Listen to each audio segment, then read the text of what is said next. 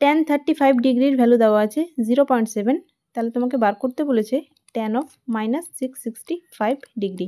মাইনাসটাকে বার করা যায়, তাহলে এটাকে লিখে দাও -tan of 665 ডিগ্রি। এবার এই অ্যাঙ্গেলটাকে আমরা ব্রেক করব 90 এর গুণিতক হিসাবে, ঠিক আছে? তাহলে এটাকে কত লেখা যাবে? 630 ডিগ্রি প্লাস 35 ডিগ্রি। 630 কেন ব্রেক করলাম? কারণ এটা হচ্ছে 90 এর গুণিতক, ঠিক আছে? তাহলে -tan of 630 মানে কত? 90 × 7, তাহলে 90 ডিগ্রি × 7 প্লাস 35 ডিগ্রি, ঠিক আছে? এবার দেখো এটা কোন কোয়াড্রেন্টে যাচ্ছে? 1 2 3 4 5 6 7, এটার সাথে প্লাস আছে মানে ফোর্থ কোয়াড্রেন্টে। এখানে ট্যান কি হয়? নেগেটিভ হয়, ঠিক আছে? তাহলে এটা হয়ে যাবে মাইনাস অফ, আচ্ছা এবার দেখো ট্যানটা, এটা যেহেতু বিজোড় তাহলে ট্যানটা কট হয়ে যাবে, ঠিক আছে?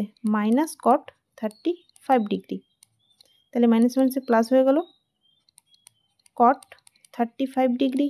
এবার ভ্যালুটা দেওয়া আছে ট্যান দিয়ে, তাহলে এটাকে 1/tan করে দিতে পারো, 1/tan 35 ডিগ্রি। এবার ভ্যালুটা বসিয়ে দাও, তাহলে 1/tan 35 এর ভ্যালু আছে 0.7, ঠিক আছে?